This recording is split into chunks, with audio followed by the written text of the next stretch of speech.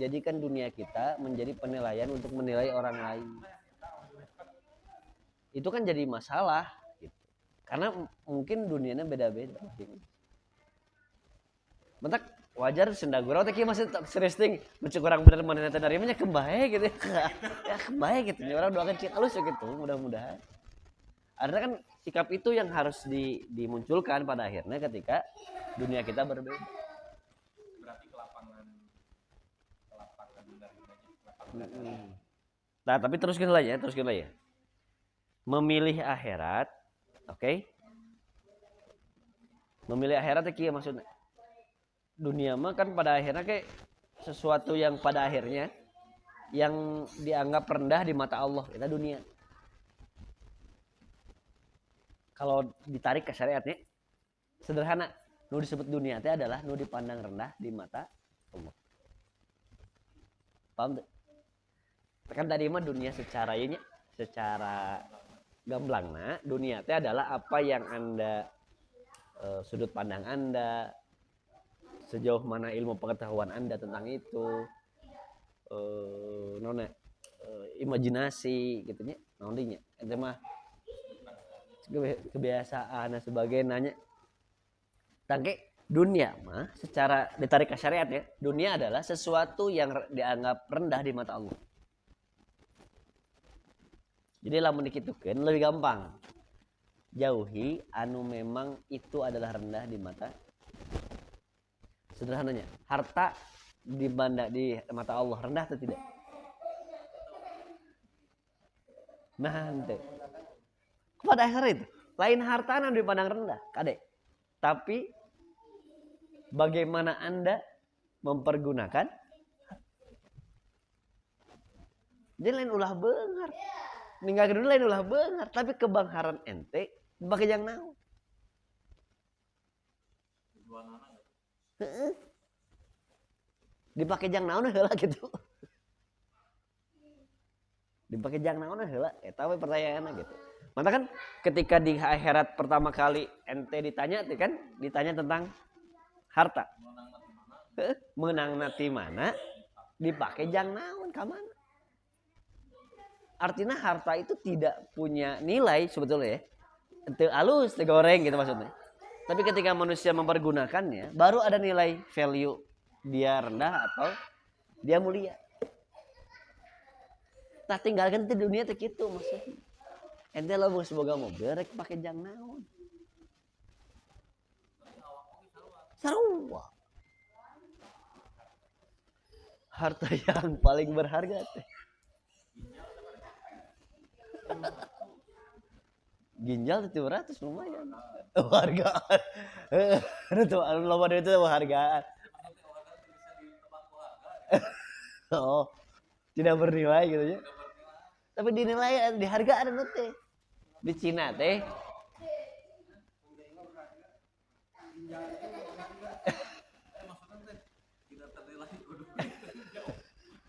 Pan orang kira udah mikir-mikir ya. Kalau misalnya ditawaran, sok jual ginjal ente ke saya. 200 juta gitu. Kan kita manusia itu punya 2 ginjal. Yang difungsikan hanya satu kan? Iya, serep. Nu disebut gagal ginjal teh, ginjalnya rusak duluan. Angkat bilih.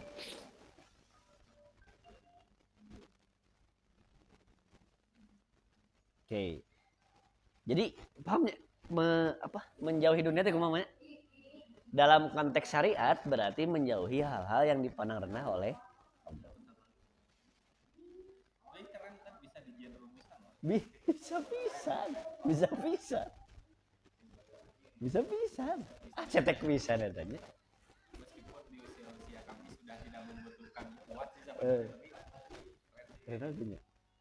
Keren. Saya kemarin selama itu orang kan gitu ya. Oh. Dunia teh naon sih maksudnya ketika.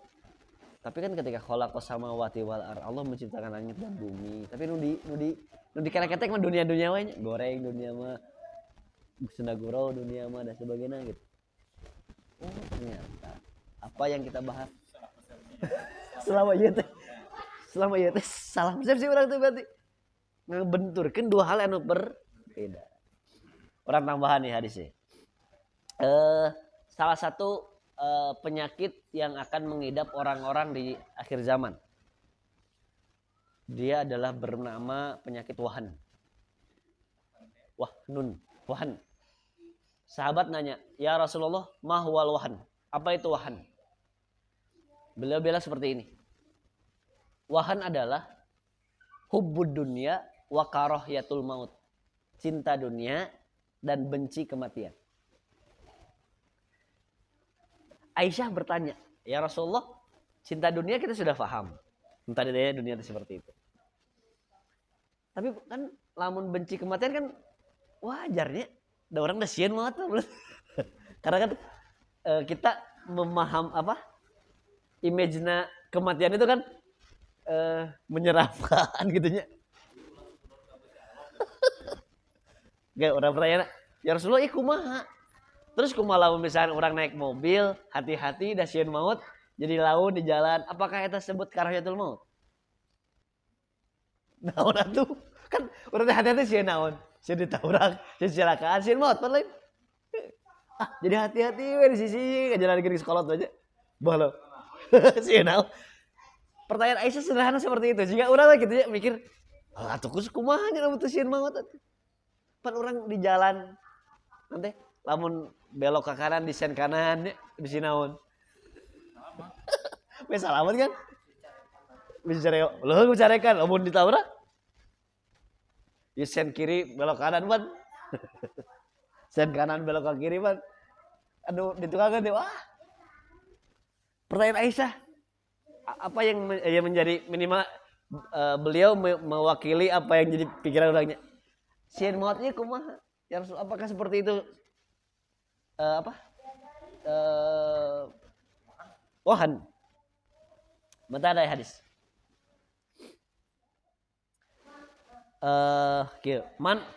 Man ahabba liqa Allahi ahabballahu liqa'ahu. Barang siapa yang mencintai pertemuan dengan Allah, ahabbahallahu liqa'ahu. Allah akan senang menemuinya. Wa man kariha liqa Allahi karihallahu liqa'ahu. Dan siapa yang membenci bertemu dengan Allah, maka Allah membenci untuk bertemu dengannya. Faqultu ya Nabi Allah, akarohiyatul mauti fakulluna nakrahul maut. Bahasan lagi. Aisyah berkata, apakah yang dimaksud benci akan kematian wahai Nabi Allah? Kan kami takut semua akan kematian. Nabi SAW menjawab, bukan begitu maksudnya. Namun maksud yang benar adalah seorang mukmin jika diberi kabar gembira dengan rahmat, keridhaan serta surganya, dia senang bertemu dengan Allah. Maka Allah pun suka berjumpa dengannya. Sedangkan orang kafir, jika diberi kabar dengan siksa dan murka Allah, dia khawatir berjumpa dengan Allah. Dan Allah pun tidak suka berjumpa dengannya.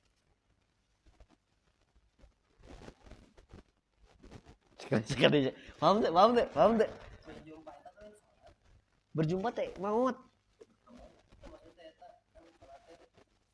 Oh nya. Eta mah iya mah dalam konteks bertemu langsung gitu.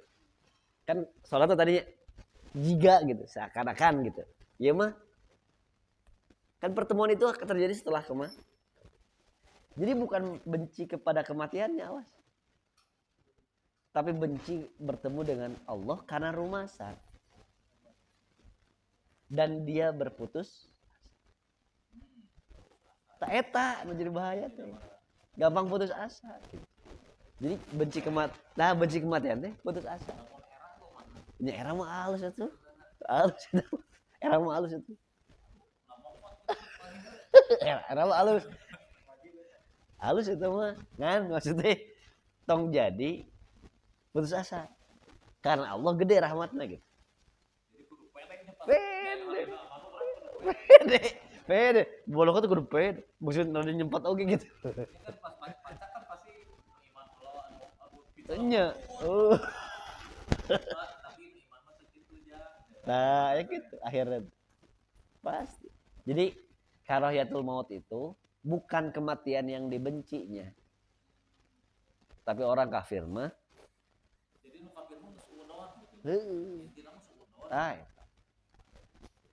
Jadi penyakit nu bakal tepung di akhir zaman ayeuna mah suuzon ka Allah. Allah moal ngahampura dosa-dosa urang bobolokot sebagainya. Ai ka era nu munculna karena orang berusaha untuk membersihkan mah teu masalah. Tapi lamun ka era sampai ka ka era nya bisa jadi power oge. Jadi itu yang harus kita pahami ya. Jadi sama-sama kita diskusikan ya, ya mah kamari baca-baca karena ngebahas ya teh. Saya baca deui ayat-ayat tentang dunia, saya baca deui tentang nonton deui lah sebagainya kajian-kajian. Muncullah itu meureun. Jadi persepsi orang selama ieu teh salah saga gitu maksudnya. Salah fatal pisan ieu salah gitu. Nya setik-setik TV teh. Neraka. Nonton Persib teh. Neraka kan enggak bisa. Maksudnya teu bisa teu gitu, lain gitu carana. Mun harta nepung di korun karek eta dunia. Tapi harta nepungna ka Abraham bin Auf beda cerita. Kan begitu kenyataan namanya pada akhirnya teu fair kadangnya. Kanu harta digoreng begitu. Kumaha mun ka Utsman bin Affan sampai ayeuna teh rekening Utsman bin Affan masih gila. Beasiswa nu mahasiswa kuliah di Arab teh tidinya Utsman bin Affan. Ayo kabayang ya 1.500 masih aya harta sampai ayeuna. Sok teu bita kumaha gitu. Tah jangan nu ngudag harta. Tah kade gitu. Tah gitu. Udah gak heran tempat kudu di antep. Ayeuna rekening tertua di dunia Usman berarti perbankan. Saya masuk dengan jelas ya. Sampai sini ada pertanyaan? Aman ya? Jadi ninggalkeun dunia teh tadi ngosongkeun hati dina dunia teh kitu maksudna teh kade. Lain berarti tong gawe. Tong loba kamu tuh. Lain, ada lain dunia lain kade. Acan dunianya. Baik mana? Dolim pada akhirnya. Jadi selama ini dunia berarti terbentuk dengan sendirinya. yes. Pada akhirnya sudut pandang syariat mah rada beda ya. Rada gampang ya. Gampang jejeknya ya. Sop bisa. Orang terlalu menghadapi. Karena persepsi orang mimiti guys. Ya salah. Ternyata easy ya. Agama mudah sebenarnya kan orang nu macana karek sapotong geus riweuh gitu. Jelas ya, jadi ngosongkeun hati teh sebetulnya enggak terlalu inya maksudnya gampang lah. Piraku lah ngosongkeun hati di dunia kumaha sih? Ngosongkeun hati anu tina hal-hal nu sifatna tinggal tetep nu ngalaksutkeun urang mah nafsu tetep. Nu ngalaksutkeun urang mah nafsu pada akhirnya. Heeh. Jadi lamun geus ngagem-gem teh rada dikit-dikit rada. Heeh. Aya we rasa memiliki. Alah nu urang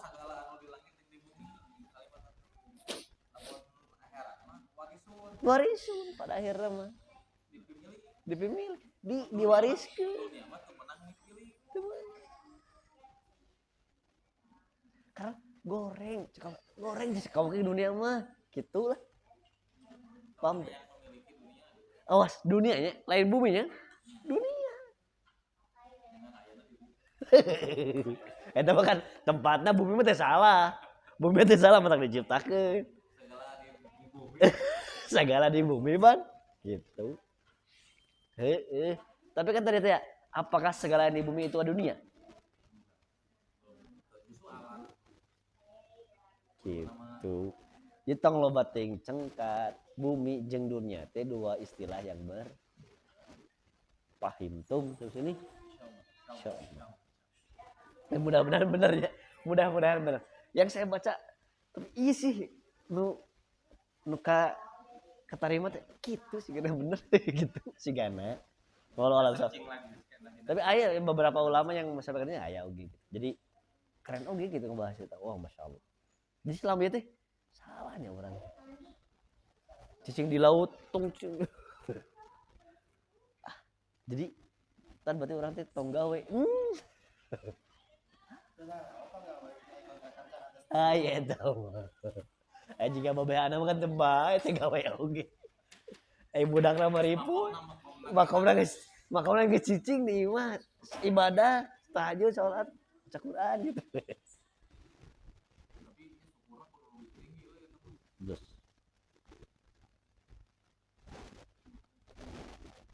Oh jadi kita pahami bersifat duniawi adalah bersifat yang memang cetek, remeh dan hina di mata Allah Subhanahu wa taala. Camkan eta kata-kata eta. Makanya tadi ya. Sebenarnya banyak sekali nur yang mendatangi seorang hamba. Namun nur tersebut tidak menemukan tempat menetap di hati hamba tersebut. Hal itu sebab hatinya dipenuhi bayangan dunia dari harta, anak dan lain sebagainya. Iya jadi masalah teh. Awalnya ketika disebut dunia teh harta, anak dan lain sebagainya, bukan berarti harta itu jelek. Bukan berarti anak itu jelek. Tapi bagaimana kita mempergunakan harta tersebut? Kumaha orang mohon maaf. Anak kan sebagai jadi orang tuanya da hayang budak mah rada ngaruh ka kanu sirah teh nya. Jo budak hayang ieu jeung ngaruh atuh ka sirah teh. Leuheung budak teh hayangna nu alus gitu. Dan nu goreng mah alah kapikiran.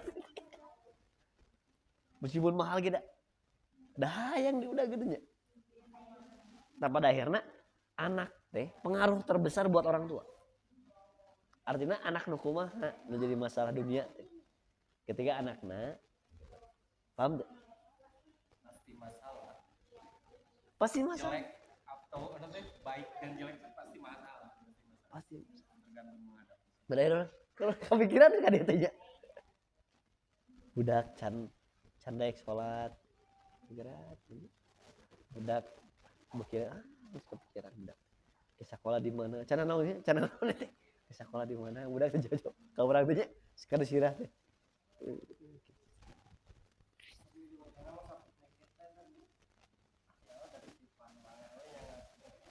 Anu kitu cik kira-kira gitu. Ketika anak gitu. Anak teh kan ketika anak teh punya sifatnya. Anak itu dalam Al-Qur'an punya 3 sifat. Aya jadi fitnah, jadi ujian jangkolotna. Aya zina hanya sekedar menjadi perhiasan buat orang tuanya. Aya nu katilu qurrata ayun. Qurrata ayun teh enak dipandang mata. Jadi barokah jang orang tuanya. Pada akhirnya apakah anak itu dunia? Kalau dia statusnya menjadi qurrata ayun. No. Kekeuweuk budak kitu waladun solihun ya dong. Investasi akhirat itu gitu. Ngan masalahnya seberapa besar persiapan orang tuanya sehingga anak diberikan jalur untuk menjadi seperti itu. Cik kira-kira diantep bakal kayak jadi gitu mah. Lah diantep, maksudnya diantep teh kieu, diantep teh eueuh sama sekali orang teu dipikiran ke orang teh didoakeun gitu. Teh gitu, teh dipernahkeun gitu.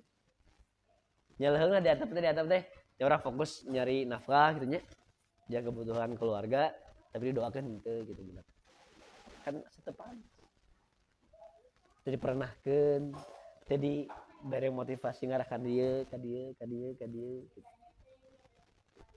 Sekolah luhur-luhur sampai profesor gitu. Tapi jadi zina hungkul jadi supaya budak urang mah tentara, budak urang mah profesor, budak urang mah.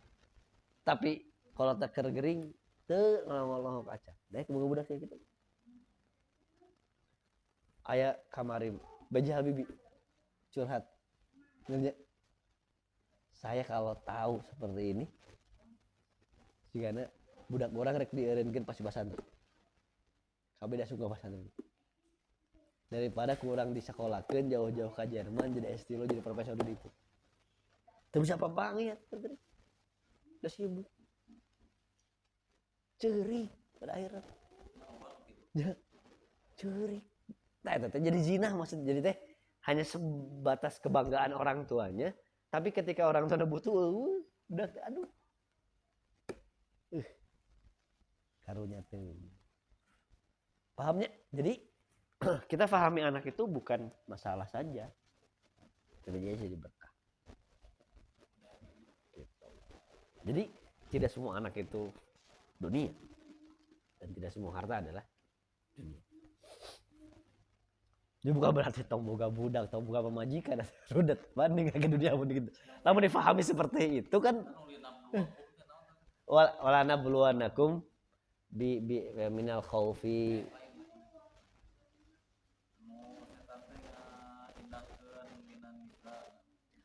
zuyyina linnasi hubbus syahawati minan nisa wal banin wal qanatir. Betul, tapi lamun diindahkeun ku setan. Tapi lamun diindahkeun ku Allah. Beda lain dunia. Alah. Kayak mata ayat selanjutnya, kul a'unabbiukum bi khairin min dzalikum. Katakanlah wahai Muhammad, maukah aku tunjukkan kepada yang lebih baik daripada yang disebutkan tadi? Geus boga pemajikan geulis, budak kasep solehnya. Terus maaf, semoga budak lah istilahnya, boga pemajikan, terus boga segala rupanya tempat tinggal, transportasi, lahan, aset babalatak. Qul a'unabbiukum bi khairin min dzalikum lil ladzina taqau inda rabbihim jannatun tajri min tahtihal anhar. Begini akhirat teh. Jang orang-orang nu bertakwa tos disaeugikeun surga anu artina lamun nu tadi dipakai alat jang akhirat tak eta gitu. Jadi lamun alat nu tadi nguatkeun katakwaan urang tak eta nu halus teh gitu. Malah jadi dunia nu gitu. Jannah syur. Jadi sebetulnya saya balik nih. Orang murtakin adalah bukan orang yang memperbanyak amal, tapi yang berusaha untuk amalnya ditongnya itu mah proses masing-masing lah. Karena pasti amal diterima sih kumahanya. Itu kan banyak referensi loba pisan lah. Tidak diterimanya amal itu seperti apa gitu. Banyak lah ayat-ayat tentang itu. Jelas ya? Menggapai ma'arif dan asrar. Ketika kita pahami seperti itu, nah, mana yang mau digapai, ma'arif atau asrar?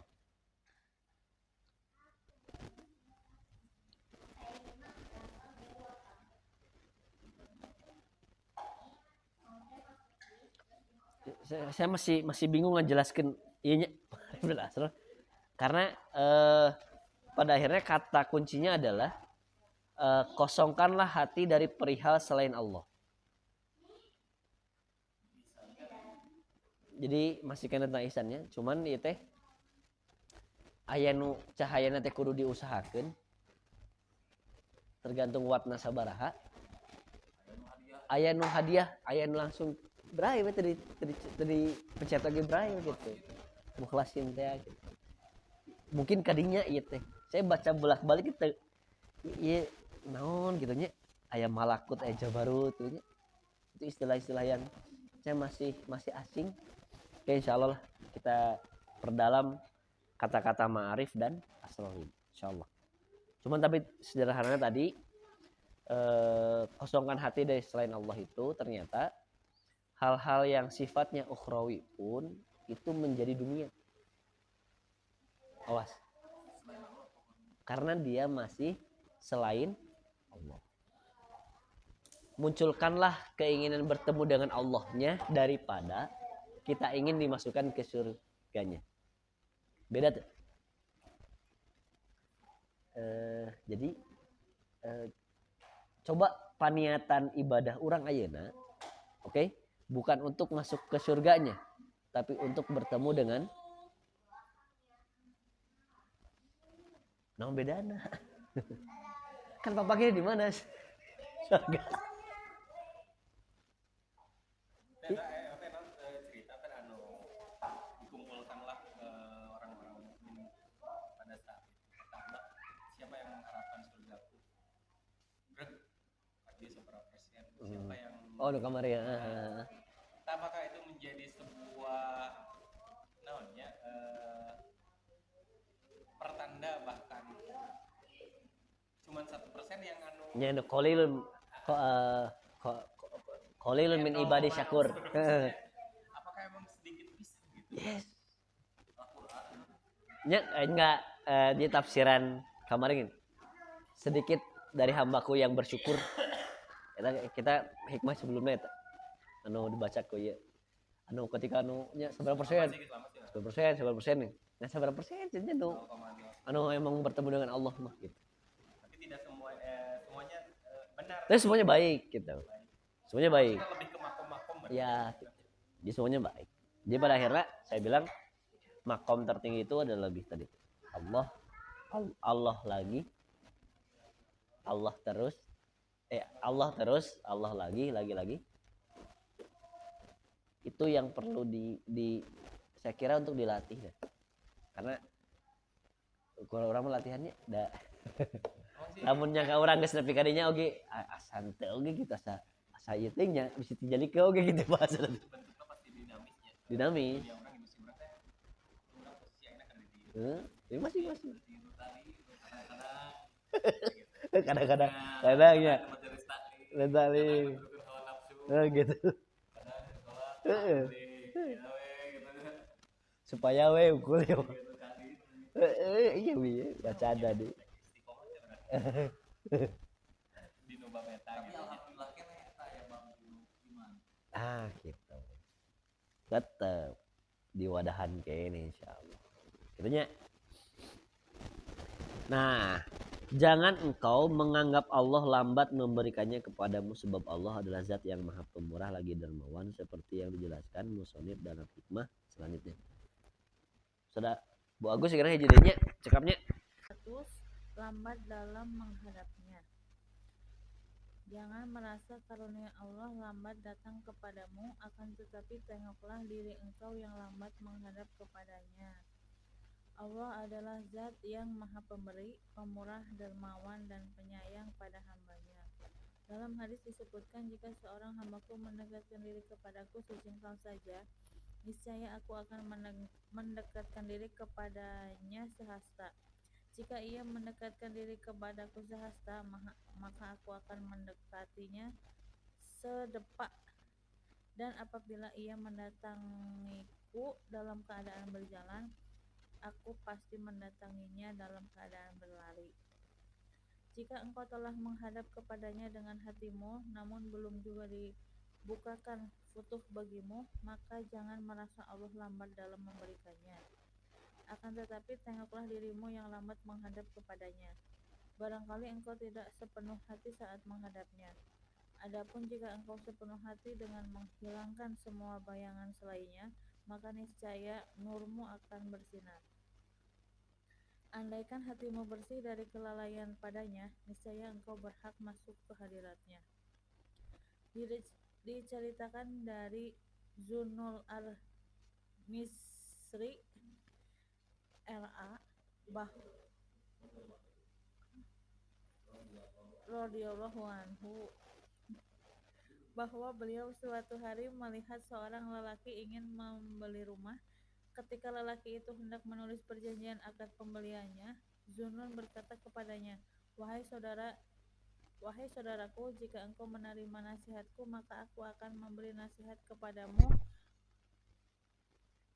Lelaki itu